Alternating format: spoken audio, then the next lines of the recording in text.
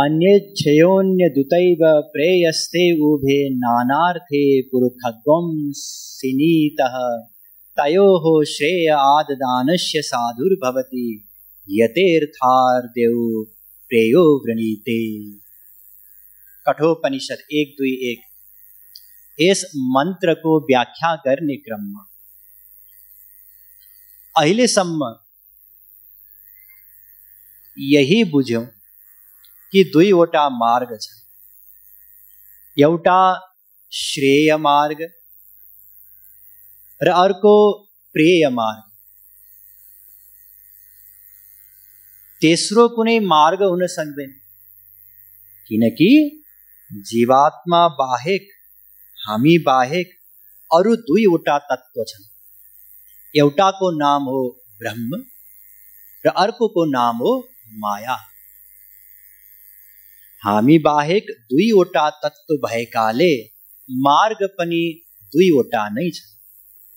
श्रेय मार्ग भन्नाले ब्रह्मलाई प्राप्त गर्ने मार्ग, प्रेय मार्ग भन्नाले माया या मायाबाट बनेको सांसारिक भोग प्राप्त गर्ने मार्ग।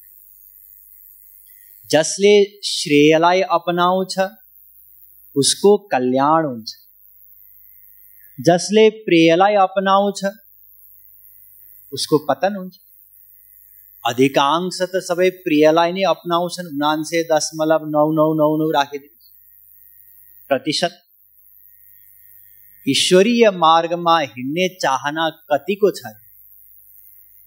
हिजो मैले यहाँहरूलाई अन्तिममा निवेदन गरेको थिएँ कि आफ्नो साथीभाइहरू मध्ये कम से कम 2 जना लिएर आउनुहोस्। यहाँहरू मध्ये कतिपयले कोसिस गर्नुभयो तर सक्नु भएन। किनकि श्रेय मार्गले हत्तपत्त कसैलाई पनि आकर्षित गर्दैन, प्रेय मार्गले सहजै आकर्षित गर्छ। त्यसैले जो बुद्धिमान हुन् उनीहरूले श्रेयलाई अपनाउनु पर्छ, अनि मात्र कल्याण हुन्छ।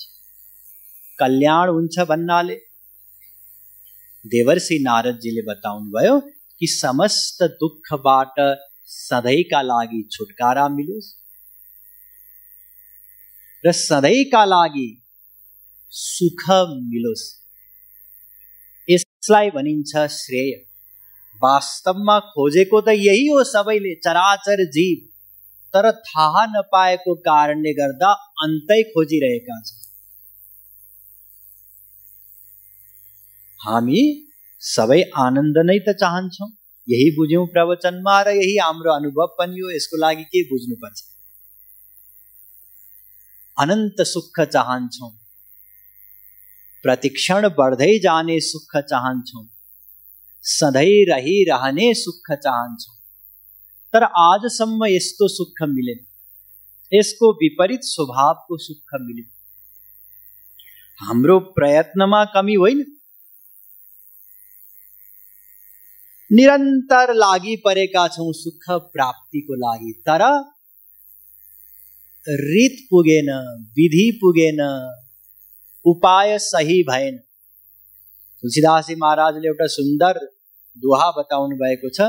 बारी मथे बरु होई घृत, सिकताते बरु तेल, बिन हरि भजन न भव तरिय, यह सिद्धांत अपेल। बरु चुनालाई मथेर घिउ निस्कियो रे भनेर कसैले भन्छ भने म मान्न तयार छु। बालुवालाई पेलेर तेल निकाल्यो रे कसैले, यो पनि म मान्न तयार छु। तर भगवानको भक्ति बिना कसैले पनि यो भवसागरबाट पार पाउन सक्दैन, कसैले पनि अनन्त सुख प्राप्त गर्न सक्दैन। त्यसैले जुन अनन्त सुख प्राप्ति हो त्यो हामी सबैको लक्ष्य हो। त्यसको निम्ति हामीले सही प्रयत्न गरेनौं। हामीले अहिलेसम्म चुना मथ्ने काम गर्यौं, अर्थात संसारमा सुख खोज्यौं। जहाँ सुखको लवलेश पनि छैन त्यही सुख खोजिरह्यौं। अनेक व्यंजन खाएर हुन्छ कि, अनेक वस्त्र आभूषण गहना लगाएर हुन्छ कि, विभिन्न ठाउँमा घुमेर हुन्छ कि, अनेकौं प्रयत्न गर्यौं सुखी हुनको निम्ति, तर गलत ठाउँमा सुख खोज्यौं। सुख हामीले पहिलो दिनदेखि नै बुझ्यौं कि भगवान नै हुनुहुन्छ, आनन्द भगवान नै हुनुहुन्छ। त्यसैले भगवानलाई प्राप्त गरेर नै सुखी हुन सकिन्छ, अरु कुनै उपाय छैन। तर्क संगत कुरा हो।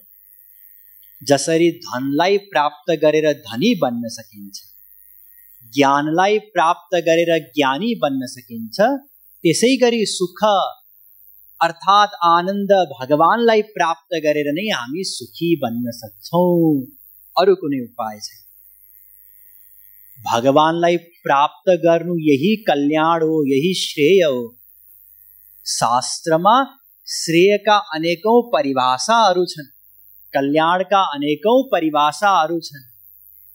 ती मध्ये एउटा हो मोक्ष, जसको बारेमा हामीले हिजो बुझ्यौं कि मोक्ष पनि परम कल्याण होइन।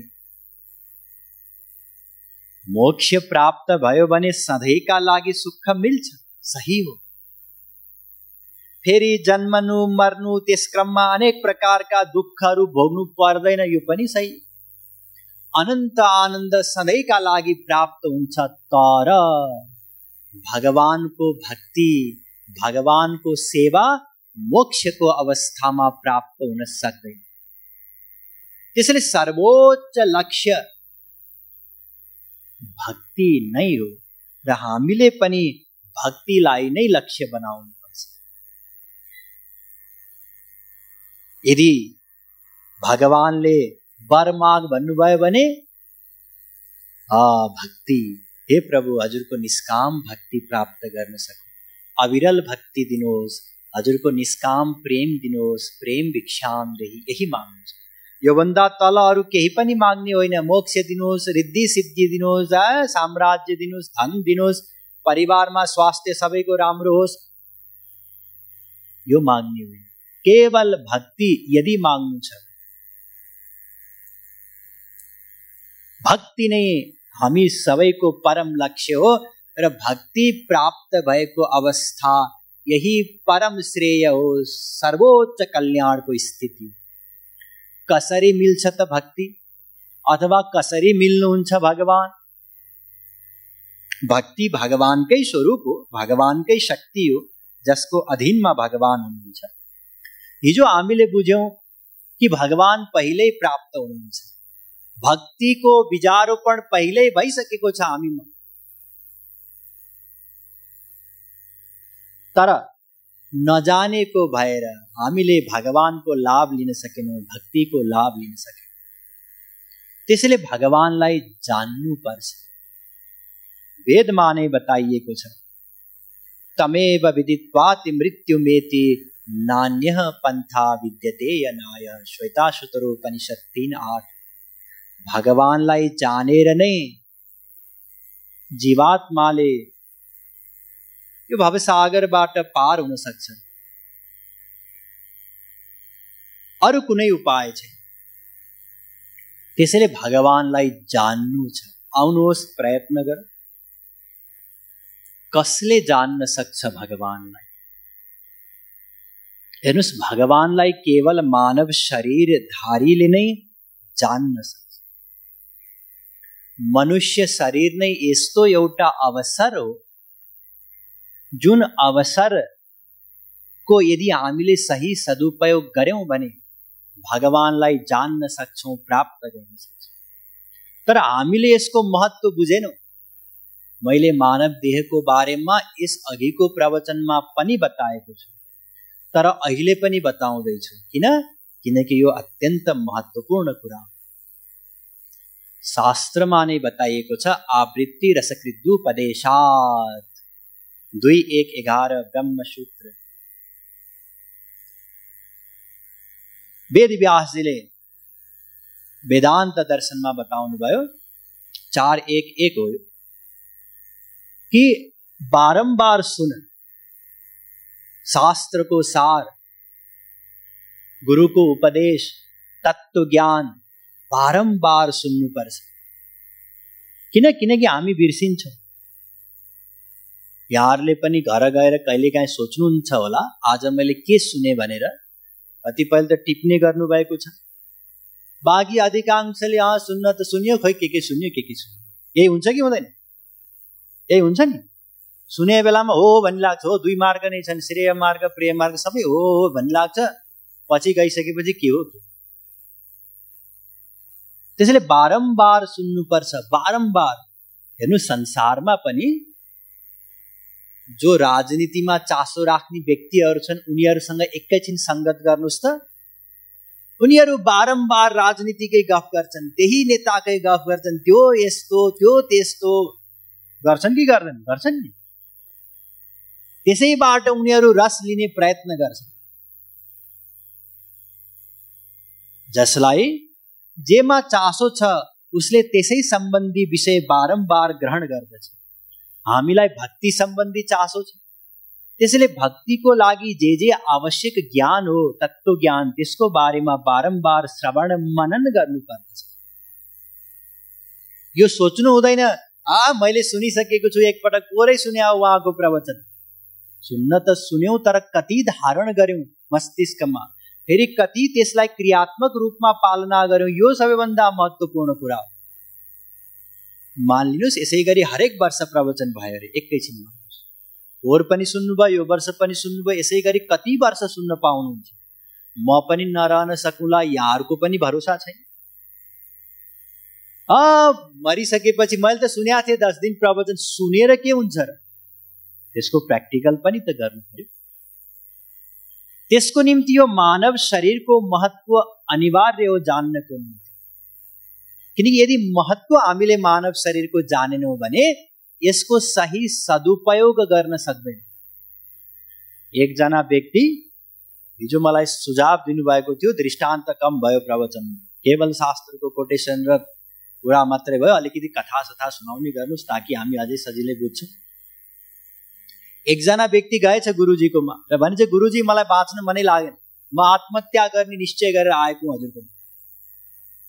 यो जीवन बेकार जीवन हो मेरो जीवन, न धन छ, अरू गाडी चढ्छन्, मेरो गाडी छैन, अरूको कस्तो आलिशान घर छ, जाँदाखेरि पनि वाह लाग्छ, उनीहरूलाई आफ्नो घरमा बोलाउनु पर्यो भने बोलाउँ कि नबोलाउँ संकोच हुन्छ, अरूले लगाएको गहना मेरो गहना, अरूको वस्त्र, जीवन यापन, मेरो जीवन शैली सब व्यर्थ हो गुरुजी, मलाई एकदम म फ्रस्ट्रेटेड भएँ। हिजो आज व्यक्तिहरू सानो सानो कुरामा चिन्तित हुन्छ, बारम्बार सोच्दा सोच्दा। गुरुजीले भन्नुभयो ठिक छ आत्महत्या गर, म कहाँ रोक्छु, तर त्योभन्दा पहिले एउटा काम गर, एउटा पत्थर लिऊ, यसलाई गएर बेच्ने प्रयत्न गर, धेरै व्यक्तिहरूलाई देखाऊ। उसले भन्यो अब मर्नु त छँदैछ, गुरुजीको एउटा काम गरेरै मर्नु। गएछ, जाँदाखेरि पहिलो उसले एकजना बुढी महिलालाई भेट्यो जसले साग बेच्दै थिए। उसले देखायो, आमै एउटा ढुङ्गा जस्तो छ मसँग, मलाई मेरो गुरुजीले दिनुभयो, यसलाई बेच्नु भन्नुभएको छ, तपाईँले कतिमा किन्नुहुन्छ यो? ती बुढी आमाले हेरिन् र भनिन् कि बाबु यो मेरो छोरालाई खेल्न काम लाग्छ होला, नातिलाई, म 2 मुठा साग दिन्छु यसको बदलामा, यदि तिमी भन्छौ, अरू म केही दिन सक्दिनँ, के काम यसको? उसले सोच्यो कि गुरुजीले त धेरैलाई देखाउने भन्नुभएको छ, अब यसैलाई बेच्नु त भएन। ल ठिक छ आमा, मैले बुझेँ, अब म अझै अरूलाई पनि देखाउँछु, के थाहा अरूले धेरै देलान्। अलि अगाडि गएको उसको दृष्टि एउटा भाडा पसलमा पर्यो, पसले थियो त्यहाँ। उसले त्यो पसलेलाई देखायो र भन्यो कति दिन सक्नुहुन्छ यसको? उसले हेऱ्यो, चम्किलो चम्किलो थियो, डेकोरेसनमा काम लाग्ला मेरो भाडा पसलमा, सोपिस जस्तो छ, 100 रुपियाँ दिन्छु म यसको। उसले सोच्यो 2 मुठा साग भन्दा त बेसी आएछ, अथवा 1000 मान्नुहोस्, हिजो आज त साग पनि महँगो भइसक्यो। यसले अलि धेरै दियो, तर अब यसैमा बेच्नु त भएन। अझै अगाडि गएको उसको दृष्टि एउटा हिरा पसलमा गएछ। सोच्यो अब मेरो दृष्टि सायद गुरुजीले प्रेरित गरेर गयो होला, यसैले उसैलाई सोधौँ भनेर देखा। उसले हेरेर भन्यो कि यो त हिरा हो, कमसे कम यो 2 लाख रुपियाँ त पर्छ। उसले सोच्यो अझै पनि यसलाई किन बेच्नु र धन्नै 2 मुठा सागमा पनि बेच्न सक्थेँ मैले, गुरुजीले नभनेको भए त। अर्को एउटा पनि हिरा पसलमा गयो, के थाहा अर्कोले बढी दाम देला कि। त्यो हिरा पसलले अत्यन्त विज्ञ थियो। उसले जब हेर्यो तब उसले भन्यो कि यो त दुर्लभ हिरा, हिरा मात्रै होइन कि दुर्लभ हिरा, यस्तो हिरा त छँदै छैन पुरै विश्वमा, त्यसैले यसको कुनै मूल्य नै छैन, म के मूल्य बताऊ। अब बेचिहाल्न त भएन, गुरुजीलाई पहिला त सबै कुरा बताउनु पर्यो। उसले भन्यो भोलि आउँला भनेर त्यहाँबाट हिँड्यो र गुरुजी थिम गएर भन्यो कि गुरुजी यस्तो यस्तो भयो, सबै वृत्तान्त बताए। गुरुजीले भन्नुभयो यो हिरालाई छोडिदेऊ, अब यसको त के काम हो र, एउटा तिमीलाई पाठ सिकाउनु थियो, यो हिरा भन्दा पनि अनमोल तिम्रो जीवन, यो हिरा भन्दा पनि अनमोल। अब बाँकी रह्यो कुरा, यो हिरालाई कसैले 2 मुठा साग किन्नको लागि पनि प्रयोग गर्न सक्थ्यो। हेर्नुस् है कति मार्मिक छ। कसैले त्यो हिरालाई 2 मुठा साग किन्नको लागि पनि प्रयोग गर्न सक्थ्यो, अथवा 100 रुपियाँमा पनि बेच्न सक्थ्यो, 2 लाखमा पनि बेच्न सक्थ्यो, या अनमोल कुनै मूल्य नै छैन त्यसको, त्यो हिसाबले त्यसको लाभ लिन सक्थ्यो। त्यसैगरी तिम्रो यो जुन मानव शरीर हो, यसबाट तिमीले जे चाह्यो त्यही प्राप्त गर्न सक्छौ। तुलसीदासजी महाराजले अत्यन्त सुन्दर निरूपण गर्नुभएको छ। उहाँलाई सोधियो यो मानव शरीर दुर्लभ छ हो, दुर्लभ छ, किन दुर्लभ छ बताउनुहोस्। उहाँले बताउनु भयो नरक स्वर्ग अपवर्ग निशेनी ज्ञान विराग भगति शुभ देनी। मानव शरीर किन महत्वपूर्ण हो भने यसले जे चाह्यो त्यही दिन सक्छ, त्यो सामर्थ्य छ केवल मानव शरीरमा। र सबैभन्दा पहिले बताउनु भयो नरक, यो मानव शरीर यति विशेष हो कि यसबाट नरक मिल्छ र प्राय नरक नै मिल्छ। त्यसो त हामी लेखिदिन्छौँ, लेख्दाखेरि पूज्य पिताजीको स्वर्गवास भयो। कलियुगमा हत्तपत्त कोही पनि स्वर्ग जाँदैनन्, प्राय सबै नरक नै जान्छ। हाम्रो त्यही गति हुनेवाला छ यदि सावधान भएनौँ भने। त्यसैले सर्वप्रथम के प्राप्त हुन्छ मानव शरीरबाट? नरक प्राप्त हुन्छ। यसो विचार गर्नुस् त, जीवनभरि हामीले जे जति झुट बोलेका छौँ, जालझेल गरेका छौँ, अरूको विपरीत सोचेका छौँ, यो सोच्नु पनि कर्म हो। जुन हामी यसै बसेर नेताहरूलाई गाली गर्छौँ, त्यो नेताहरूको पाप हामीमा आउँछ, हाम्रो पुण्य उनीहरूमा जान्छ। त्यसैले त कोरोना भयो, के महामारी भयो, नेताहरूलाई छुँदै छुँदै।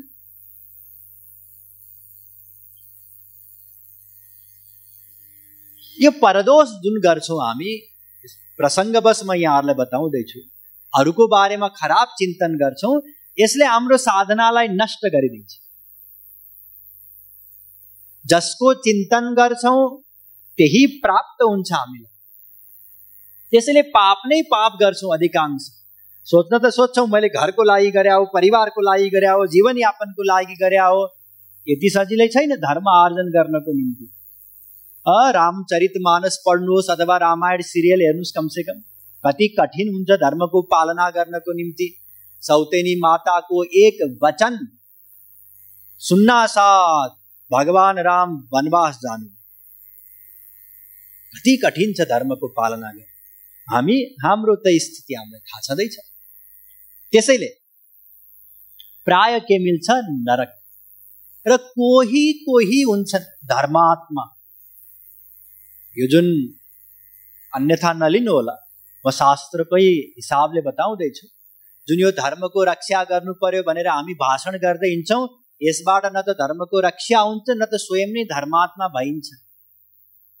धर्मको रक्षाको निम्ति त धर्मको पालना गर्नुपर्छ, होइन र? पालना हामी गर्छौँ गर्दैनौँ? यसो विचार गर्नुहोस्, हाम्रा छोराछोरी कहाँ पढ्दैछन्? यहीँबाट थाहा हुन्छ। गुरुकुलमा पढ्दैछन्? छैनन्। के पढाउँदैछौँ हामी? बुढापाकाहरूले भन्छन् गाई खाने विद्या हो कि होइन? अधर्म नै अधर्म, म पछि बताउने छु यसको बारेमा फेरि। यो तो प्रसंग बस मैले इसे बताया। कोही कोही हुन्छन् धर्मात्मा, जसले धर्मको वास्तवमै पालना गर्दछ। धर्मको पालना अत्यन्त कठिन छ। वर्णाश्रम धर्मको पालना हामी मध्ये कोही पनि गर्न सक्दैन, अन्यथा नलिनु होला। किनकि वर्णाश्रम धर्म अनुसार, वर्णाश्रम धर्म भन्नाले यहाँले बुझ्नुहुन्छ ब्राह्मण, क्षत्रिय, वैश्य, शूद्र यी चारवटा वर्णको निम्ति ब्रह्मचर्य, गृहस्थ, वानप्रस्थ, सन्यास यी चारवटा आश्रममा यो गर्नु यो नगर्नु भनेर शास्त्रले जे आज्ञा दिएका छन् ती सबैको पूर्ण रूपले सही पालना गर्नु यो वर्णाश्रम धर्म। 25 वर्षसम्म केटा हो भने केटीको, केटी हो भने केटाको फोटो पनि नहेरोस्, चिन्तन पनि नगरोस्। कलियुगमा सम्भव छ छैन? 25 वर्ष हुनासाथ अब विवाह गर। अघिसम्म त केटीको बारेमा सोच्न पनि मिल्दैन थियो, अब विवाह गर्नु अचानक विवाह गर। 50 वर्षसम्म बाल बच्चा जन्माऊ हुर्काऊ भएर 50 वर्ष हुनासाथ श्रीमान श्रीमती घर छोडेर निस्क। अब हामी मध्ये को 50 वर्ष माथि छौं आफैले विचार गर्नु। हामीले घर छोड्यौं छोडेनौं मतलब वर्णाश्रम धर्मको हामीले पालना गरेनौं, अनि हामी के गर्छौं धर्मको रक्षा गर्नुपर्छ भनेर भाषण गर्दै हिँड्छौं। अनि 75 वर्ष भयो, अब श्रीमान आफ्नो बाटो श्रीमती आफ्नो बाटो। हामीले त विवाह नै यसकारण गरे हो, कमसे कम बुढेसकालमा बिरामी हुँदाखेरि पनि तातो पानी तताएर दिने कोही होला भने। ढुङ्गालाई माटोको भर, माटोलाई ढुङ्गाको भर भनेर श्रीमतीले मद्दत गर्ली या श्रीमानले मद्दत गर्लान् भनेर, अनि जति बेला चाहिने यो 75 वर्षको उमेर भइसकेपछि त्यति बेला अलग अलग जानु हो, अलग अलग नै जानुपर्छ। यो मैले बताएको होइन, वेद शास्त्र सब तमाम प्रमाण छन्। यहाँहरू मध्ये जो जसले पढ्नु भएको छ यहाँहरूलाई थाहा होला। त्यसैले कठिन छ वर्णाश्रम धर्मको पालना। यदि कसैले गर्यो भने, अब ध्यान दिनुहोस्, यदि कसैले गर्यो भने के मिल्छ? स्वर्ग मिल्छ। नरक स्वर्ग यति भयो। अब अर्को अपवर्ग। अपवर्ग भन्नाले मोक्ष मुक्ति। कोही कोही हुन्छ, दुर्लभ। यहाँ सागको कुरा सकियो, भाडा पसलेको कुरा पनि सकियो, नरक स्वर्ग। अब आयो अपवर्ग मोक्ष, त्यो पहिलो हिरा पसले।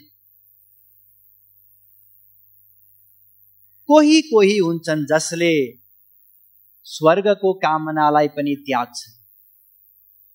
स्वर्ग पनि उनीहरूले बुझे कि त्यहाँ पनि वास्तविक सुख छैन, अनि के गर्छन्? ज्ञान साधना गरेर मोक्ष प्राप्त गर्दछ। त्यो पनि केमा सम्भव छ? मानव शरीरमा नै सम्भव छ।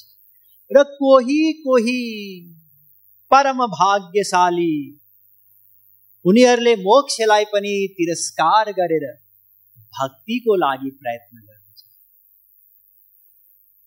यी सबै पुरुषार्थहरू दिलाउने एकमात्र साधन भनेको मानव शरीर नै।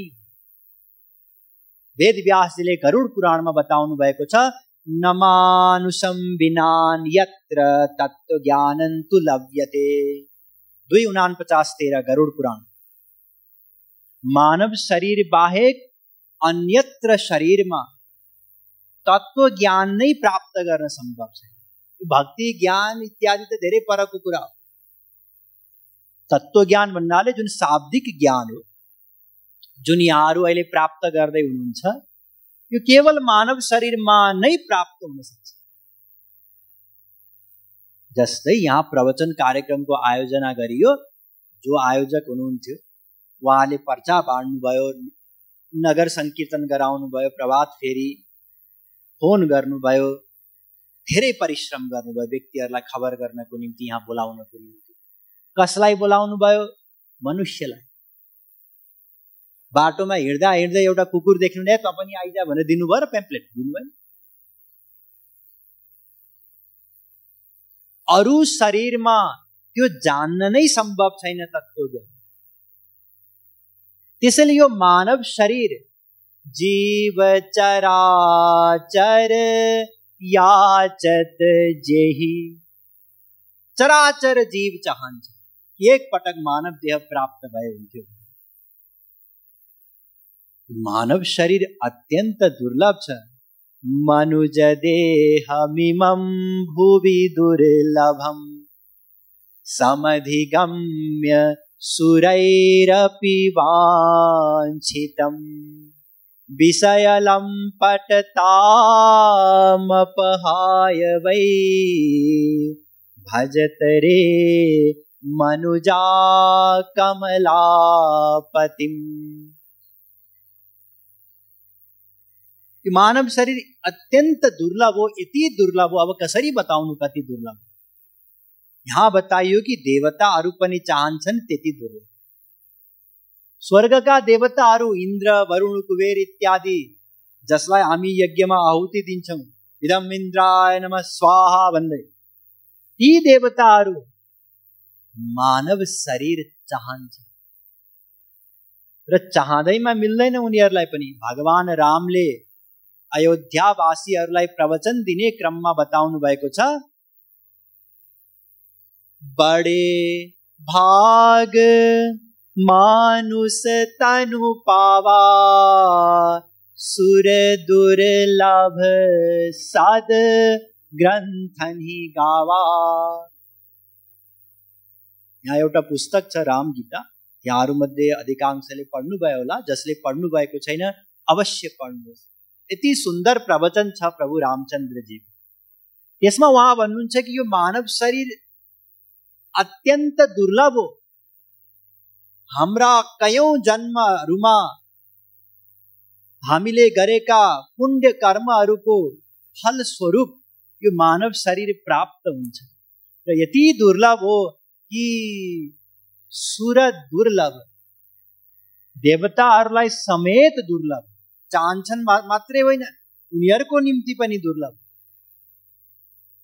यो त जब भगवानले कुनै जीवलाई देख्नुहुन्छ कि यो 84 लाख योनिमा भट्किएको कल्पौं कल्प बित्यो, कल्पको गणना एकपटक बताइहालौं। 4वटा युग हुन्छन्, सत्ययुग, त्रेतायुग, द्वापर युग, कलियुग। कलियुग 4,32,000 वर्ष कै हुन्छ। यहाँ मैले कै किन भने कयौं व्यक्तिहरूले युट्युब इत्यादिमा कसैले 5,000 वर्ष, कसैले 10,000 वर्ष, कसैले 20,000 वर्ष इत्यादिको हुन्छ भन्छन्, अनेक तर्क दिन्छन् उनीहरूले। तर्कको कुनै काम छैन। 4,32,000 वर्ष कै हुन्छ कलियुग। त्यसको 2 गुना 8,64,000 वर्षको द्वापर युग।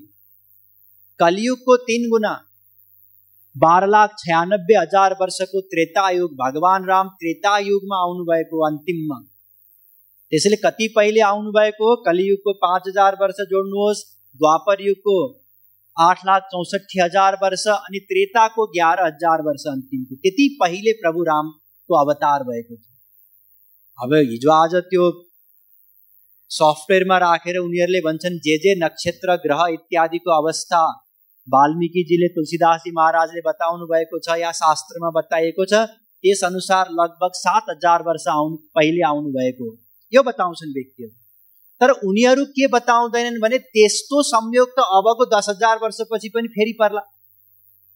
बुझ्दै हुनुहुन्छ? जे संयोग हो भगवान रामको अवतारको निम्ति ग्रह दशाहरूको, त्यो त अबको 10,000 वर्ष पनि फेरि पछि पनि पर्ला। अनि त्यसको 5,000 वर्षपछि कसैले फेरि त्यो सफ्टवेयरमा हाल्यो भने आजभन्दा 5,000 वर्ष अगाडि भगवान राम आउनु भएको हो भन्न मिल्छ र मिल्दैन? यस्ता संयोगहरू त 7,000 वर्ष अगाडि पनि थियो होला, 21,000 वर्ष अगाडि पनि थियो होला, 1,00,000 वर्ष अगाडि पनि थियो होला। तर हाम्रो शास्त्रमा जे बताइएको छ त्यही सत्य हो। अस्तु, 12,96,000 वर्षको त्रेतायुग, कलियुगको 4 गुना 17,28,000 वर्षको सत्ययुग, यी चारैवटा युगलाई मिलाउँदाखेरि 43,20,000 वर्ष हुन्छ। जब 1,000 पटक बित्छ चतुर्युग, बल्ल ब्रह्माजीको 1 दिन हुन्छ। यसलाई भनिन्छ कल्प। अब यसपछि जहिले जहिले म कल्प शब्द प्रयोग गर्नेछु, यहाँले याद गर्नु होला कल्प भनेको के हो। जब भगवानले देख्नुहुन्छ कि कुनै जीव कल्पौं कल्पसम्म हीन योनिहरूमा यातना शरीरहरूमा अत्यन्त दुःख कष्ट झेलिरहेको छ, तब उहाँले दया गर्नुहुन्छ। बिचारा यसलाई फेरि एकचोटि अवसर दिऊ। अब जथाभावी दया गर्न पनि मिल्दैन। उसैका अनेकौं अनन्त जन्महरूमा उसले गरेको पुण्य कर्मको त्यो सञ्चित कर्मबाट फल निकालेर उसलाई मानव देह प्रदान गरिदिनुहुन्छ। त्यसैले दुवै वाक्य आउँछ, मानव देहको निम्ति बडे भाग मानुष तनु पावा, यो पनि छ। कबहु ककरी करुणा नर देही, देत ईश बिनु हेतु सनेही, यो पनि छ। भगवानले कृपा गरेर प्रदान गर्नुहुन्छ, यो पनि सही। तर त्यो कृपा गर्दा पनि जथाभावी गर्नुहुन्न, लटरी सिस्टम अनुसार गर्नुहुन्न, उसैको पुण्य कर्म अनुसार गर्नुहुन्छ। अस्तु, यति दुर्लभ हो मानव शरीर। दुर्लभम त्रयमेवैतत् देवानुग्रहकारकम, मनुष्यत्वम मुमुक्षुत्वम महापुरुष संभव। आदि जगत गुरु श्री शंकराचार्य जी पनि भन्नुहुन्छ कि तीनवटा अत्यन्त दुर्लभ कृपा छ भगवान। हामी भन्छौं नि कहिलेकाहीँ, भगवानको त ममाथि कृपा छ। कसरी कृपा छ? घरमा सुख शान्ति छ, छोराले पनि पढाइ लेखाइ सक्यो, अहिले व्यापार गर्दैछ, राम्रै छ, गाडी किन्यो, भगवानको कृपै कृपा छ। यो कृपा होइन भगवान। भगवानको पहिलो महत्त्वपूर्ण कृपा हो मानव शरीर मिल्नु, जुन हामी सबैलाई प्राप्त छ। यो नसोच्नु होला कि यो साधारण शरीर हो।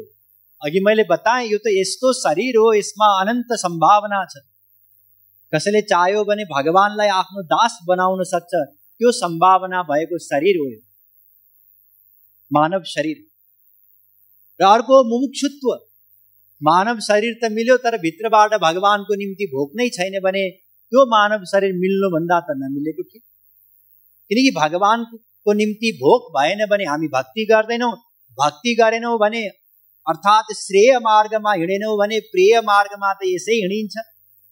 संसारको निम्ति प्रयत्न त यसै गरिन्छ, जसको फलस्वरूप हामीलाई के मिल्छ? नरक आदि लोक प्राप्त हुन्छ। त्यसैले दोस्रो ठुलो कृपा हो मुमुक्षुत्व, र तेस्रो महत्त्वपूर्ण कृपा हो महापुरुषको मिलन। महापुरुषको मिलन वेद शास्त्रमा यस्तो कुनै साधना बताइएको छैन, कर्म बताइएको छैन, यज्ञ अनुष्ठान तपश्चर्या बताइएको छैन, जसको फलस्वरूप कुनै वास्तविक महापुरुषको सत्संग प्राप्त हो। यति दुर्लभ हो महापुरुषको संग। कसरी मिल्छ? भगवानको कृपा। अस्तु, यो मानव शरीर अत्यन्त महत्त्वपूर्ण छ। यो मानव शरीरलाई एउटा नौका बताइएको छ, जुन दुईवटा मार्ग हुन् नि, प्रेय मार्ग र श्रेय मार्ग। त्यो श्रेय मार्गमा हिँड्ने जुन एउटा सवारी साधन या जहाज या जेसुकै सोच्नुस्, त्यो एउटा साधन त चाहिन्छ। त्यो साधन यही मानव शरीर हो। निर्देहमाद्यम सुलभम सुदुर्लभम प्लवम सुकल्पम गुरुकर्णधारम मयानुकूलेन नवश्वतेरितं पुमान् भवाब्धिं न तरेत् स आत्मः। भागवत 11:20-17। स्वयं भगवान भन्दै हुनुहुन्छ यो मानव शरीर एउटा नौका हो, या हिजो आज एउटा कार मान्नुहोस्, जुन नौकाद्वारा, जुन साधनद्वारा हामी हाम्रो लक्ष्यसम्म पुग्न सक्छौँ, भगवानलाई प्राप्त गर्न सक्छौँ, भक्ति प्राप्त गर्न सक्छौँ, केवल मानव शरीर। र त्यसको जुन ड्राइभर, गाडी चलाउने या ढुङ्गा चलाउने, त्यो को हुनुहुन्छ? गुरु हुनुहुन्छ। कुनै योग्य गुरु चाहिन्छ चलाउनको निम्ति। गएर बसमा त बस्यौँ, तर चलाउने चालक सिकारु हो भने दुर्घटना हुन सक्छ कि सक्दैन?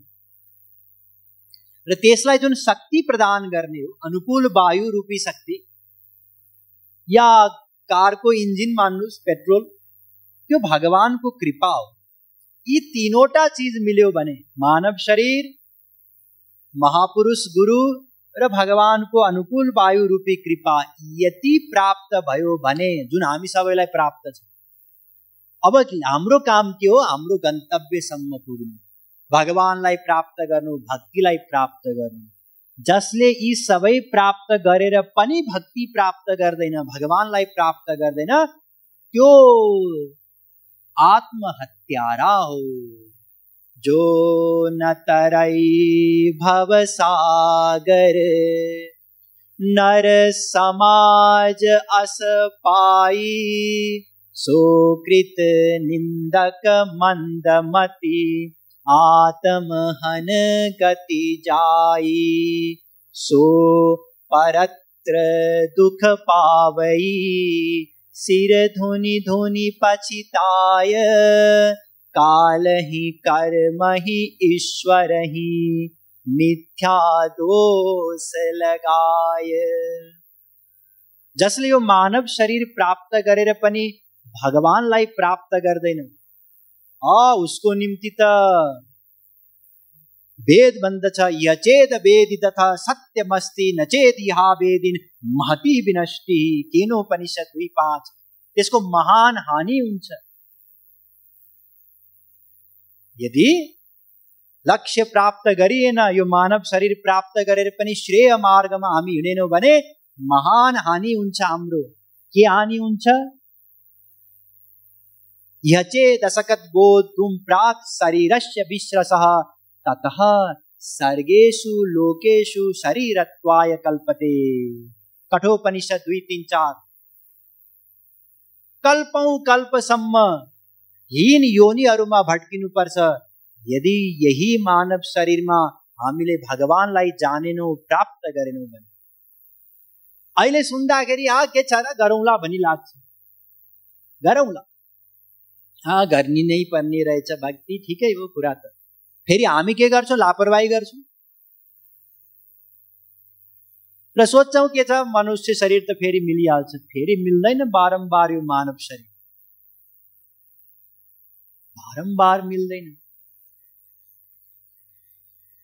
करोडौं कल्पमा अनेकौं दुःख कष्ट झेलेपछि बल्ल प्राप्त हुन्छ मानव शरीर। र यो विभिन्न हीन योनिहरूमा कति दुःख मिल्छ कुनै दिन ध्यान दिएर आफ्नै वरिपरिका कीट पतंग, किरा फट्याङ्ग्रा, कुकुर बिरालो तिनीहरूलाई हेर्नुस्। संसारमा जोबाट पनि हामी ज्ञान प्राप्त गर्न सक्छौं, सही ज्ञान। उनीहरूलाई हेर्नुस् त कति दुःख छ उनीहरूलाई। न भोजन समयमा प्राप्त गर्दछ, न घाम लाग्यो आज पानी पर्यो भन्न सक्छन्, न पानीकै प्रबन्ध छ पिउनको लागि। कसैले हान्यो पिट्यो मार्यो भने पनि न कहीं केस लाग्छ न केही हुन्छ, उनीहरूको रक्षाको निम्ति कोही पनि छैन। ती सबै एक पटक दुई पटक होइन।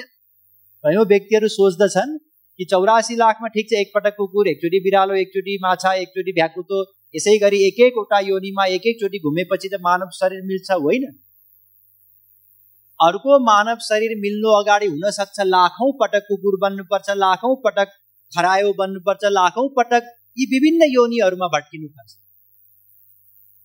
त्यति दुर्लभ हो यो मानव शरीर जुन हामीलाई प्राप्त छ। तर हामीले के गर्यौं? दुईटा पंक्ति छन्, एउटा श्रेय मार्गको पंक्ति, अर्को प्रेय मार्गको पंक्ति। हामी यही प्रेय मार्गमा नै छौं। श्रेय मार्गको हामीलाई चासो नै छैन खासै। घरिघरि चासो हुन्छ पूर्व जन्मको साधना अनुसार, घरिघरि झस्कन्छौं पनि, ओहो केही गर्नुपर्छ, भगवानको भक्ति गर्नुपर्छ। तर जति प्रयत्न पूर्वक गर्नुपर्ने हो यो मानव शरीर पाएर त्यति गर्न सकेका छैन। यो मानव शरीर कर्म योनि हो, ध्यान दिनुहोस्। अर्को शब्द आयो कर्म योनि। कर्म योनि भन्नाले यसमा हामी कर्म गर्न सक्छौं। अन्य सबै 84 लाख मध्ये एउटा यो शरीरलाई छोडेर बाँकी सबै भोग योनि हो। स्वर्गका देवताहरूको रूप, ज्ञान, शरीरको बल, शक्तिहरू, सिद्धिहरू हाम्रो भन्दा कल्पनातीत श्रेष्ठ हुन्छ। हामी सोच्न पनि सक्दैन। त्यति उनीहरू सुन्दर हुन्छन्, त्यति ज्ञानी हुन्छन्, उनीहरूको मेमोरी त्यस अनुसारको हुन्छ, त्यति शक्ति हुन्छ। स्वर्गका राजा इन्द्रले पुरै पृथ्वीलाई उचाल्न सक्छन्। हामी कति उचाल्न सक्छौँ? प्रयत्न गर्नुहोस्। त्यति शक्ति हुन्छ। तर भोग योनि हो त्यो, त्यहाँ केवल भोग भोग्न पाइन्छ, कमाउन पाइँदैन। मानव शरीर प्राप्त हुँदा जे कमाई गरेका थिए त्यसको फल मात्रै भोग्न पाइन्छ स्वर्गमा। त्यसैले स्वर्गका देवताहरूले जब स्वर्ग पुगिसकेपछि देख्छन्, ओहो मैले त अनन्त सुख मिल्छ भन्ने सोचेको थिएँ, यहाँ त त्यो अनन्त सुख रहेनछ, यहाँ पनि काम क्रोध लोभ मोह रहेछ। त्यसपछि उनीहरूलाई ग्लानि हुन्छ। त्यसपछि उनीहरू भगवानसँग प्रार्थना गर्छन् कि हे प्रभु मानव शरीर फेरि दिनुहोस्, मैले गल्ती गरेछु स्वर्ग आउनको निम्ति, किनकि स्वर्गमा पनि सुख छैन। कमसेकम यहाँले सिरियलहरू हेर्नुभयो होला, जब मृत्युलोकमा कसैले तपस्या गर्छ इन्द्रलाई टेन्सन हुन्छ, अब त्यसले मेरो आसन माग्ने हो कि कसरी त्यसको तपस्या भङ्ग गरौँ, उर्वशीलाई पठाएर हुन्छ कि मेनकालाई पठाएर हुन्छ कि। देख्नु भएको छ नि सिरियलहरूमा पनि।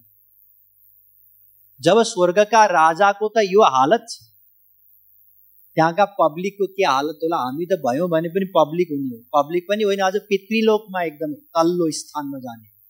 बाँकी अरू स्थानको निम्ति त कडा कडा कर्महरू गर्नुपर्छ, कलियुगमा सम्भव छैन।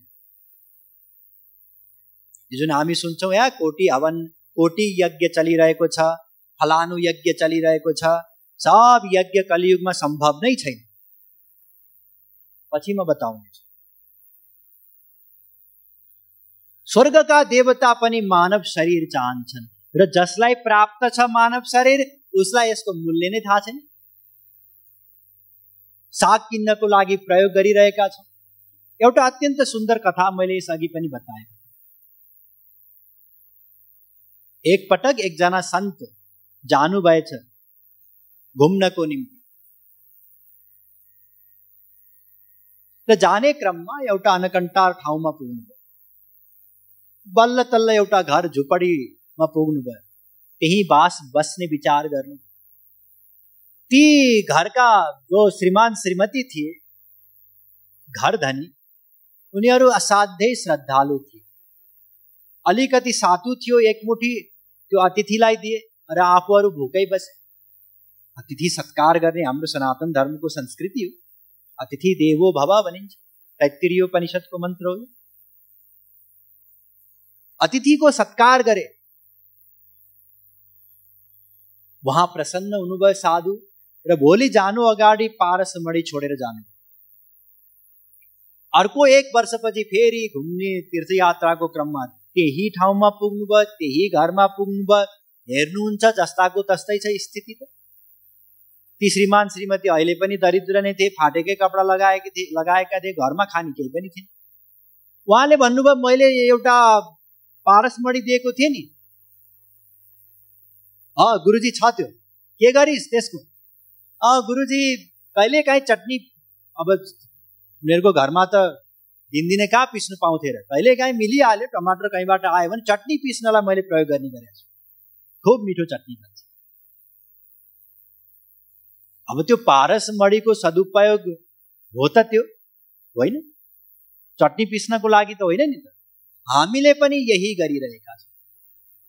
देवताहरूलाई पनि दुर्लभ मानव शरीर त मिल्यो हामीलाई। मर्ने बेलामा कसैले सोध्यो के गरिस् भन्दा सोच्नुहोस् त के भन्छौँ होला हामी? के गर्नु? पढे लेखे, पीएचडी गरे, विवाह गरे, बच्चा सन्तान जन्माए, हुर्काए, उनीहरूको निम्ति घर बनाइदिए, जमिन जोडिदिए, बैंक ब्यालेन्समा यति, खातामा यति हालिदिए, अनि सकियो। यसको निम्ति होइन। आहार निद्रा भय मैथुनञ्च सामान्यमेतत् पशुभिर्नराणाम् ज्ञानं हि तेषाम् अधिको विशेषो ज्ञानेन हीना पशुभिः समाना। यो जुन आहार विहार हो जुन हामी गर्दछौँ, यो त पशुहरूले हामीभन्दा राम्रो गर्दछ। यद्यपि यो श्लोकमा पशु र हामी समान छौँ भनिएको छ, तर पशुहरूको हाम्रो भन्दा राम्रो छ। हामी कुनै पनि सब्जीलाई तेलमा फ्राई गरेर भुटेर भिटामिन प्रोटिन नष्ट गरेर जिब्रोको स्वादको लागि के गरेर खान्छौँ। उनीहरू प्राकृतिक हिसाबले जे मिल्छ त्यो सेवन गर्छ। हामी जति बेला मन लाग्यो त्यति बेला सुत्छौँ। आज चलचित्र हेर्ने, आज त साथीभाइ जम्मा भएका छौँ, राति 12, 1, 2 बज्छ, कुनै मतलबै छैन। बिहान कति बजे उठ्ने त्यसको पनि कुनै ठेगान छैन। यो त बुढेसकाल लागिहाल्यो, अनेक रोग देखा पर्न थाले, डाक्टरले पनि बिहान योगा गर्नुपर्छ, हिँड्नुपर्छ भन्यो। शरीरको स्वास्थ्यको चिन्ताले हो हामीले अलिअलि बिहान टाइममा उठ्नु। अन्यथा जो युवा अवस्थामा छन् ती त यति बिग्रेका छन्, निद्राको पनि छैन। पशु पक्षीहरू समयमा सुत्छन्, समयमा उठ्छन्। भय डर त्यो पनि हामीलाई कति धेरै छ, कति धेरै छ। पशु पक्षीहरू जंगलमा रहन्छन् तैपनि हामी जति भयभीत हुँदैनन्। मैथुन, उनीहरू नियम अनुसार मैथुन गर्छन्, हाम्रो कुनै नियम नै छैन। त्यसैले यसको निम्ति मानव शरीर होइन, आहार निद्रा भए मैथुनको निम्ति हामीमा जुन विशेष चेतना छ त्यसको सही सदुपयोग भनेको त श्रेय मार्गमा हिँड्नु हो।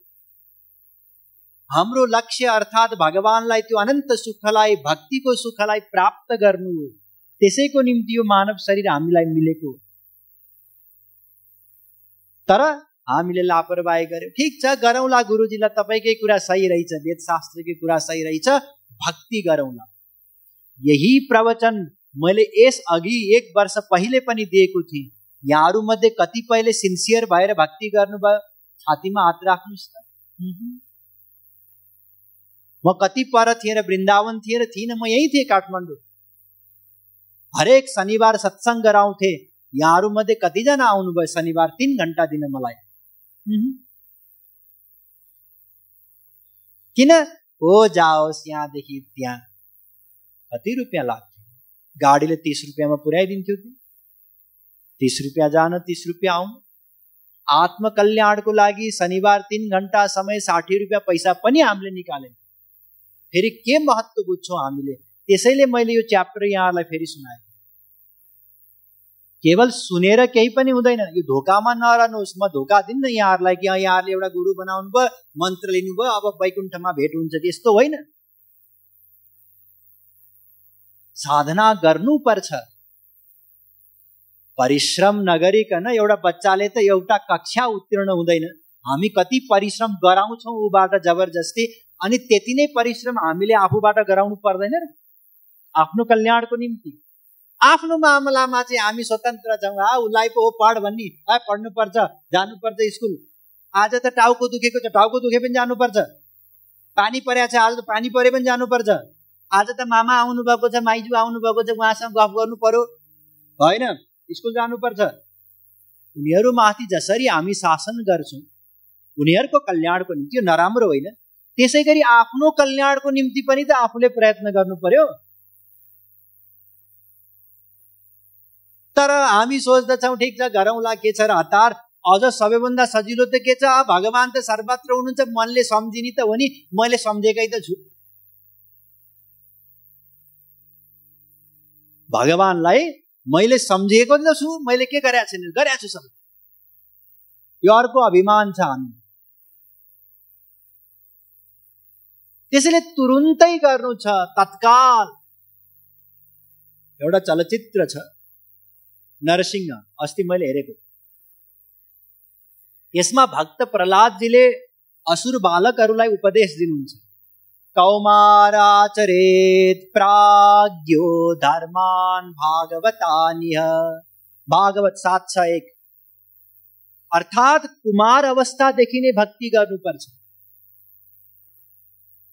कुमार अवस्था त हाम्रो छुट्यो, केही छैन। जहिलेदेखि हामीले जान्यौं सुन्यौं तहिलेदेखि नै भक्ति गर्नुपर्छ। विलम्ब गर्नु हुँदैन। किन? किनकि यो मानव शरीरको कुनै भरोसा नै छैन। मानव शरीर यद्यपि देव दुर्लभ हो, यसको महिमा गाइएको छ शास्त्रमा, तर यसको एउटा अत्यन्त ठुलो कमजोरी छ। त्यो कमजोरी भनेको के हो भने यो क्षणभङ्गुर हो। अर्को शब्द क्षणभङ्गुर भन्नाले कुन बेला यो नष्ट हुन्छ केही थाहा छैन। क्षणभङ्गुर हो जान नरतान इंद्र आयु पनि मोह निद्रामा लाग्दछ पलक समान नरतान।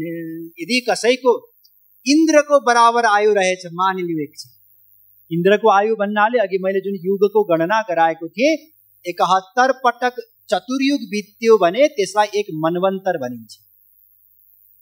त्यति लामो हुन्छ इन्द्रको आयु अथवा मनुजीको आयु 30,67,20,000 वर्ष।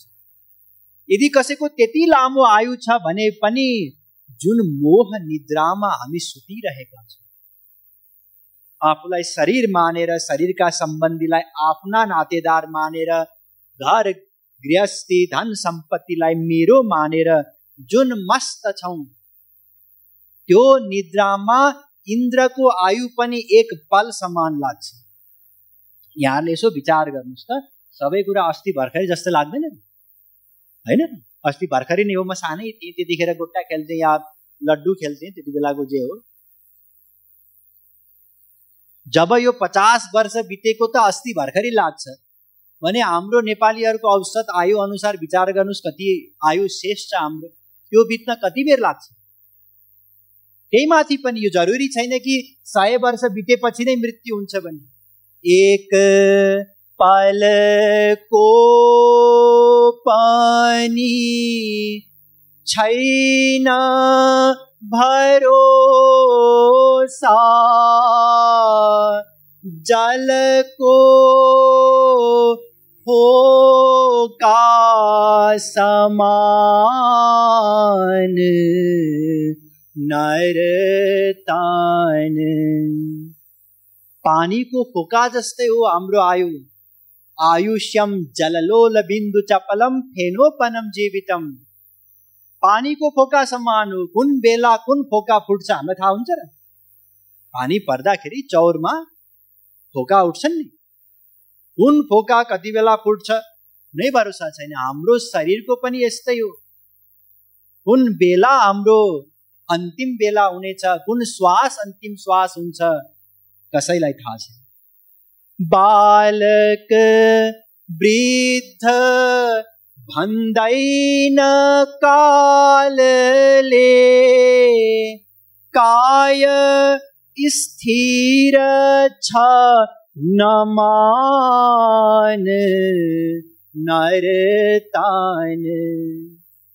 काल यति कठोर हुन्छ कि त्यसले यो त बालक हो यसलाई छोडिदिउँ भन्दैन।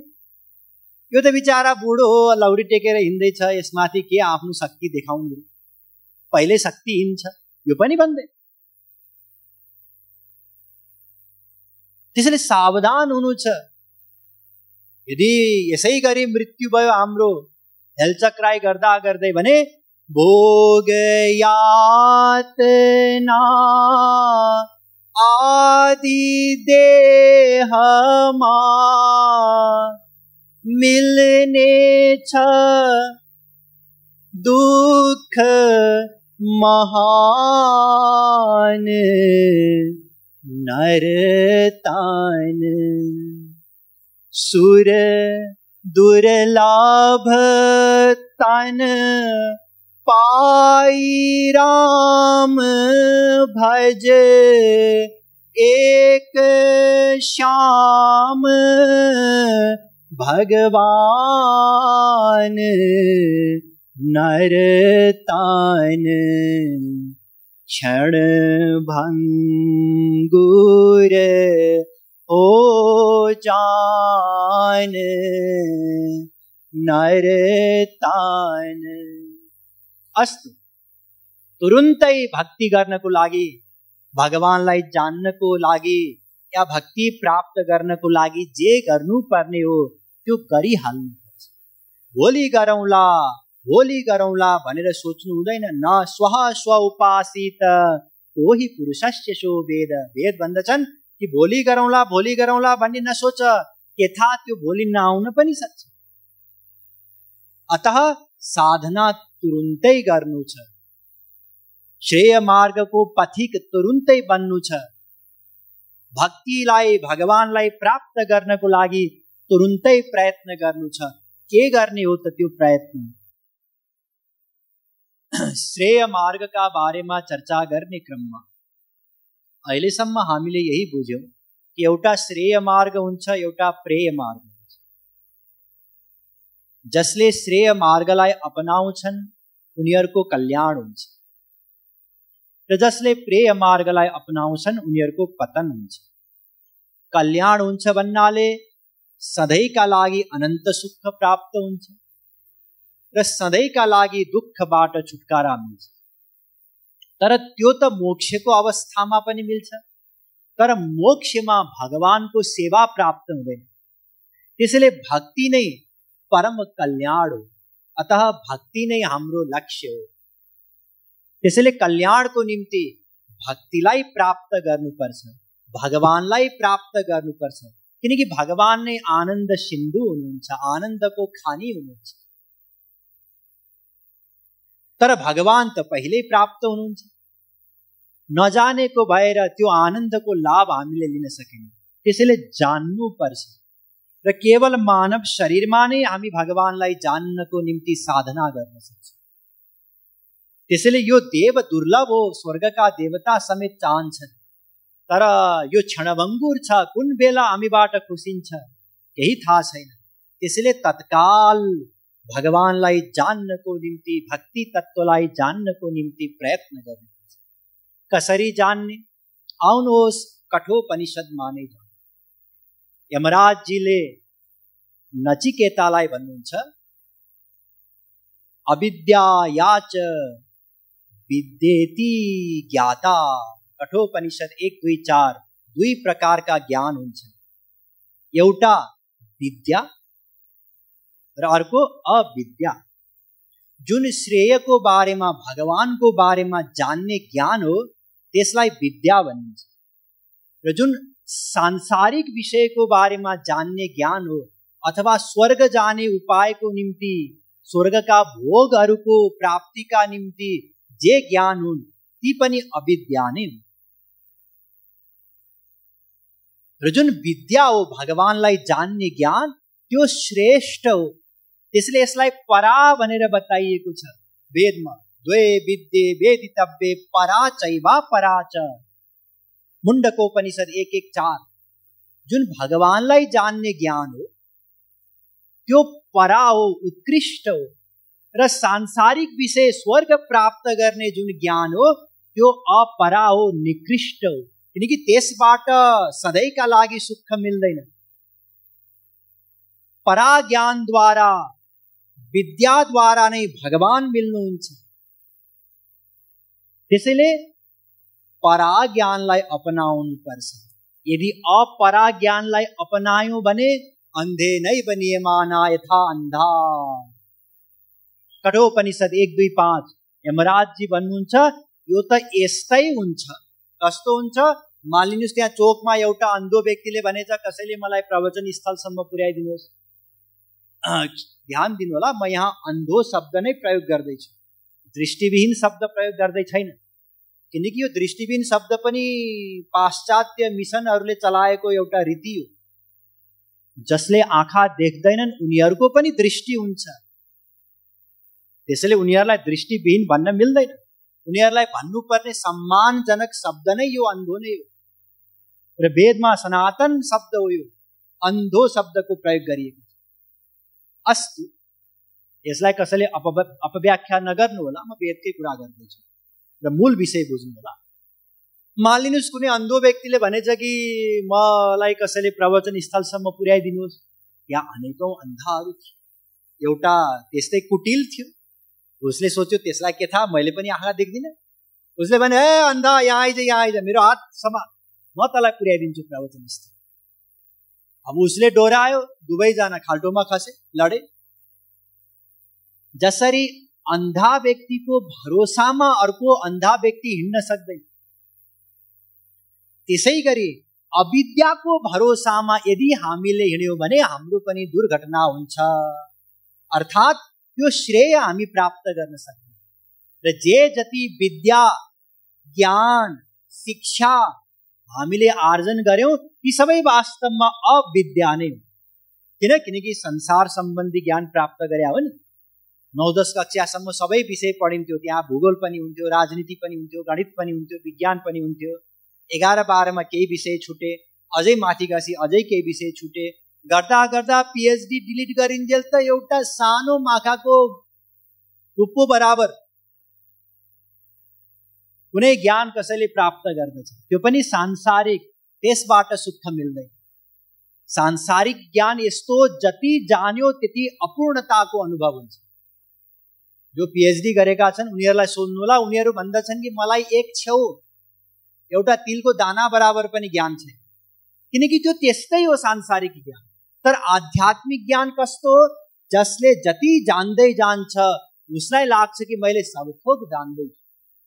वेदमा नै बताइएको छ, कस्य विज्ञानेन अखिलम विज्ञातम भवति, गोपाल पूर्वतापिन्य उपनिषदको दोस्रो मन्त्र। कसलाई जान्नाले सब थोक जानिन्छ।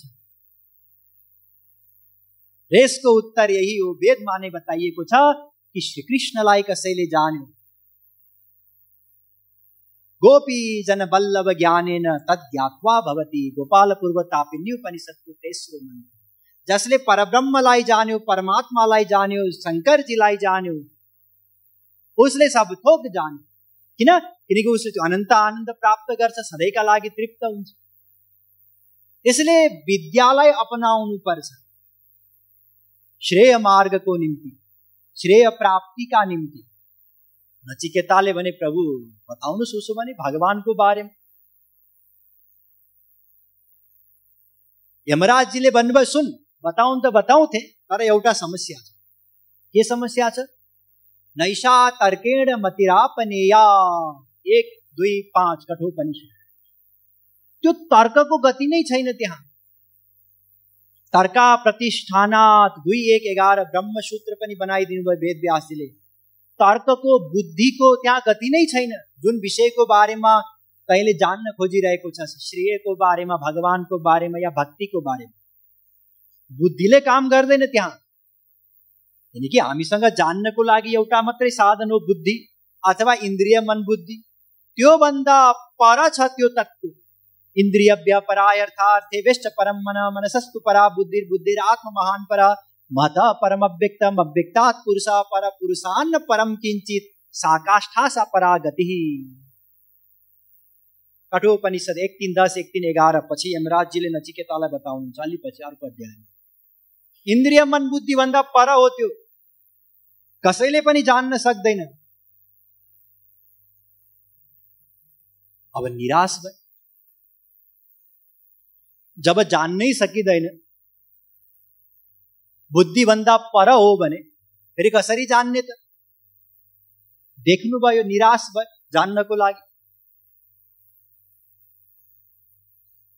यमराजजीले अब मोटिभेट गर्नुपर्छ नि। जब बच्चाहरू पनि निराश हुन्छन् पढ्नको लागि, हामी उनीहरूलाई प्रेरणा दिन्छौँ नि।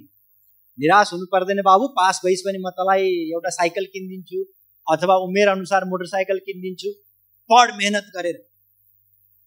यमराजजीले पनि प्रेरणा दिनुभयो। स मोदते मोदयति गम लब्धा, जसले त्यो तत्त्वलाई प्राप्त गर्दछ ऊ आनन्द नै आनन्दले युक्त हुन्छ। यो त हामीले पहिले पनि चर्चा गरिसक्यौं। भगवानलाई प्राप्त गरेर नै हामी सुखी हुन सक्छौं। यही कुरा बताउनु भयो यमराजजीले पनि नचिकेतालाई। यो जुन अहिले चर्चा भइरहेको छ यो परम दुर्लभ हो। यो नसोच्नु होला कि यसै सुनिरहेका छौँ। यमराजजीले भन्नुहुन्छ कि यो सुन्नै पाइँदैन, त्यति दुर्लभ हो। श्रवन्तोपि यम न विदु, र सुनेर पनि बुझिँदैन यो। कठोपनिषद 1-2-7 यति दुर्लभ चिज हो। र नबुझ्नुको कारण त हामीले थाहा पाइसक्यौँ, किनकि इन्द्रिय मन बुद्धि भन्दा पर हुनुहुन्छ। तर बुझ्नु छ। किन बुझ्नु छ भने त्यो तत्त्वलाई जानेर नै मोदते, जीव मस्त हुन्छ, आनन्दले युक्त हुन्छ। देवर्षि नारदजीले पनि यही बताउनु भएको छ। यज ज्ञात्वा मत्तो भवति, स्तब्धो भवति, तृप्तो भवति। नारद भक्ति सूत्रको 6औं सूत्र। भक्तिलाई जानेर जीवात्मा मत्त हुन्छ। गजब। त्यसलाई शब्दद्वारा बताउन सकिँदैन। शब्दद्वारा त एउटा मदिराकै मत्त अवस्था कसैले बताउन सक्दैन। कुनै पियकरलाई सोध्नुस्, मदिरा पिएपछि यार मस्त हुन्छ भन्छन्, कस्तो मस्त हुन्छ? उसले के बताउन सक्छ रे? मस्त हुन्छ अब कसरी बताउनु? त्यसको लागि त पिउनु पर्छ, अनि बल्ल तँलाई थाहा हुन्छ। जब सांसारिक सुख नै कसैले वर्णन गर्न सक्दैन भने भक्तिको सुख, जुन सुखको अगाडि मोक्ष पनि नगण्य हो, त्यो सुखलाई कसले बताउन सक्छ? देवर्षि नारदजीले बताउनु भयो, मत्तो भवति, त्यो मात्तिन्छ। स्तब्धो भवति, आत्मा रामो भवति।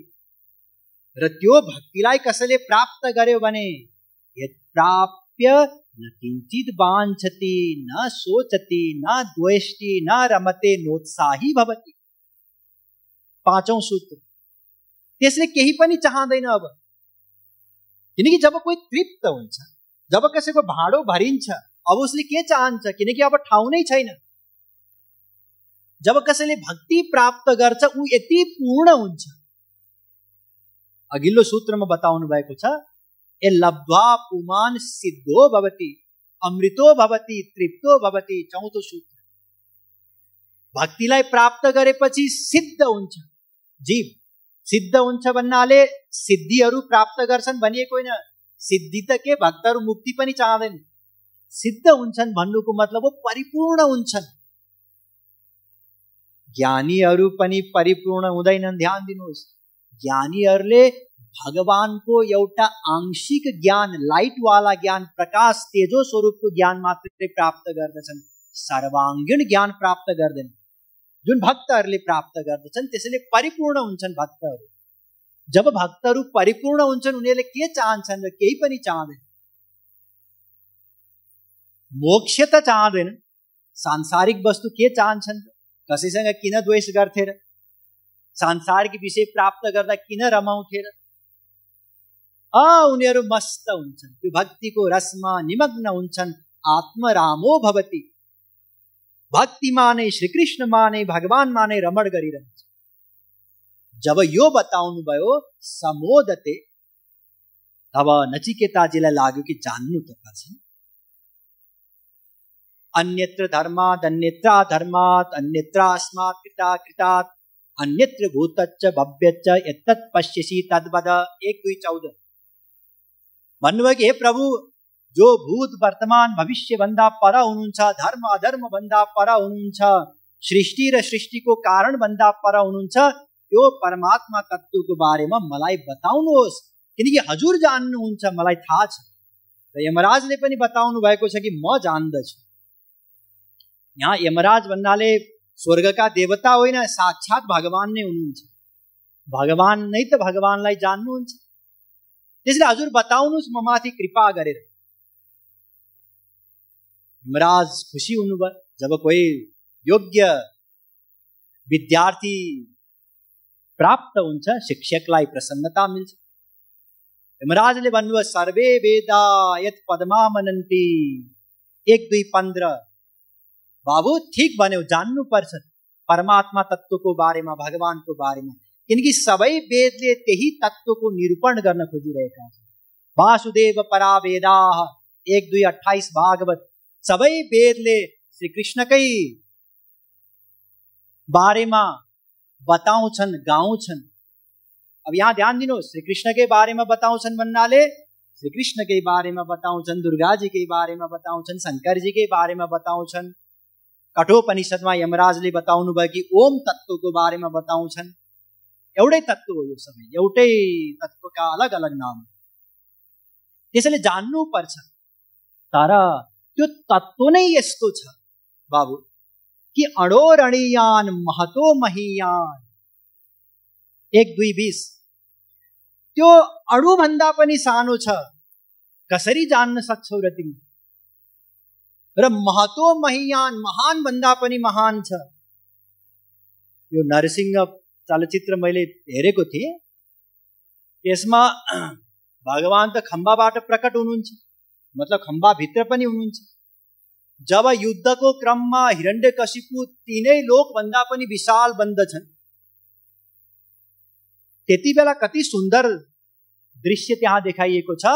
त्यो तीनै लोकभन्दा पनि विशाल हिरण्यकशिपु घुम्दै फिर्दै भगवानको हस्तकमलको एउटा सानो कण जत्तिकै छ।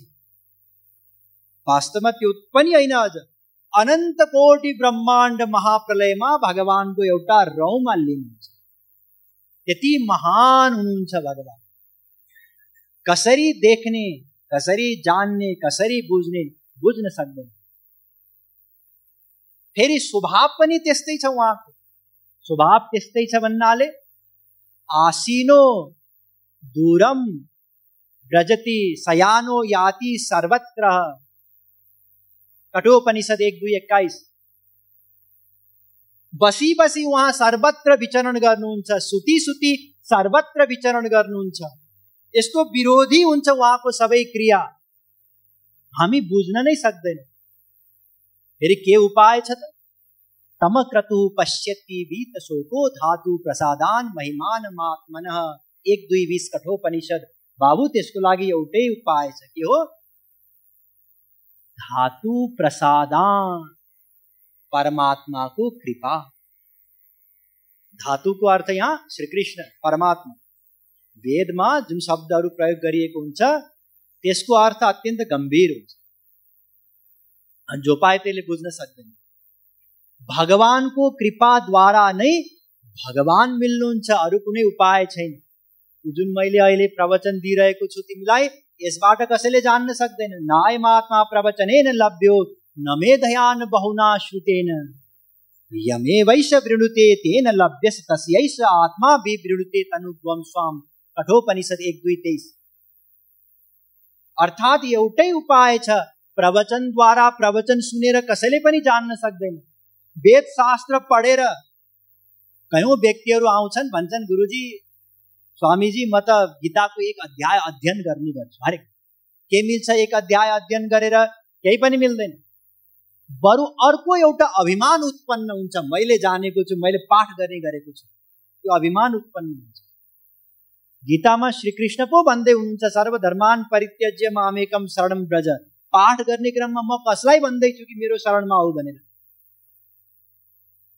त्यसैले यमराजजीले बताउनु भयो गीता रामायण होइन, कसैले वेदकै पाठ गर्छ भने पनि न बहुना श्रुतेन प्राप्त गर्न सक्दैन। एउटै उपाय छ, यमे वैश वृणुते। जसमाथि कृपा गरेर भगवानले अपनाउनुहुन्छ उसलाई, बस उसैले भगवानलाई जान्न सक्छ, प्राप्त गर्न सक्छ। र देवर्षि नारदजीले पनि यही बताउनु भयो। भक्तिको अघि खुब मार्केटिङ गर्नुभएको थियो नि। अब भक्ति प्राप्त गरेपछि मस्त भइन्छ, बस आनन्द नै आनन्द, केही कमी रहँदैन, त्यसले केही पनि चाहँदैन। मार्केटिङ गर्नुभयो खुब। मार्केटिङ गरेपछि हामीलाई पनि चाहना हुन्छ भक्ति प्राप्त गर्नको लागि। नारदजी बताउनुहोस् कसरी मिल्छ भक्ति। उहाँले पनि यही बताउनु भयो, मुख्य तस्तु महत् कृपयैव भगवत कृपाले साध्वा। नारद भक्ति सूत्रको 38औं सूत्र। कसरी मिल्नुहुन्छ भगवान अथवा कसरी मिल्छ भक्ति तत्व? मुख्यतया महापुरुषको कृपाद्वारा अथवा भगवानको कृपाको लेशद्वारा, मतलब कृपाद्वारा नै। र स्वाभाविक हो, तर्कसङ्गत पनि कुरा हो। जब हाम्रो सामर्थ्य छैन भने, हाम्रो सामर्थ्य त हाम्रो शरीरलाई जान्ने पनि छैन। कयौं वैज्ञानिकहरूले प्रयत्न गरे, आजसम्म एउटा फुलेको कपाललाई कालो बनाउन सके। अनेक चीज खोज्छ तर कालो बनाउन सके। शरीरकै ज्ञान छैन, आत्माको ज्ञान कता, परमात्माको ज्ञान कता, हाम्रो सामर्थ्यमा छैन। त्यसैले जब भगवानले कृपा गर्नुहुन्छ बस तत्काल जीव मालामाल हुन्छ। भगवानको कृपा बिना सारदान जाने वाको गोविंद राधे। सरस्वती, बृहस्पति इत्यादि पनि भगवानलाई जान्नुहुन्न। केवल भगवान नै भगवानलाई जान्नुहुन्छ, भगवानले। र यदि भगवानले कृपा गर्नुभयो भने काग भुसुण्डी गरुड गोविंद राधे, पक्षी भी जाने यदि हरि ही जना दे। राधा गोविंद पशु पक्षीले पनि प्राप्त गरेका छन् भगवानलाई। कसरी? भगवानको कृपाद्वारा। भगवानको कृपा भएन भने आज जतिसुकै ठुलो कोही हस्ती होस्, विद्वान होस्, प्रकाण्ड, लाखौं वर्षको उमेर होस्, लाखौं वर्षसम्म वेद शास्त्र पढिरहोस्, कसैले पनि भगवानलाई जान्न सक्दैन। त्यसैले एउटा उपाय छ, केवल भगवानलाई प्राप्त गर्नको लागि या भक्ति प्राप्त गर्नको लागि। त्यो उपाय हो भगवानको कृपा। कृपा कसरी मिल्छ त भगवानको? यो जान्नु पर्यो नि। सही उपाय पो गर्ने हो त, गलत उपाय गरेर त मिल्दैन नि। ढोकामा ताला लगाएको छ, गएर तालामा तानेर त्यसलाई घुमाएर हुन्छ र हुँदैन। चाबी ल्याएर आउनु पर्यो खोजेर, त्यसपछि त तुरुन्तै सजिलै खुल्छ। चाबी हो भगवत कृपा। हामीले के गर्यौं? पाठ गर्न थाल्यौं, हामीले के गर्यौं? अनेक साधन गर्न थाल्यौं, जप गर्न थाल्यौं, तप गर्न थाल्यौं, व्रत बस्न थाल्यौं, हुँदैन। भगवानको कृपाद्वारा मिल्छ। फेरि ध्यान दिनु होला, यो नसोच्नु होला कि नास्तिक कुरा गर्नुभयो होला, हामीले गरिरहेको चिजमै उहाँले गलत भनिदिनु भयो। मैले भने होइन, यमराजजीले भन्नुभयो, त्यो पनि वेदमा बताउनु भएको। चिन्ता नलिनुहोस्, जे यहाँहरूले गरिरहनु भएको छ गर्नुपर्ने फेरि त्यही नै हो, गर्नुपर्ने त्यही नै हो। अरू नयाँ गर्नुपर्ने केही पनि होइन।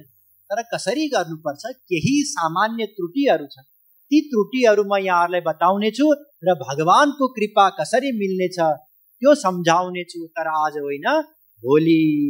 वृन्दावन बिहारी लाल की, श्री राधा कृष्ण भगवान की।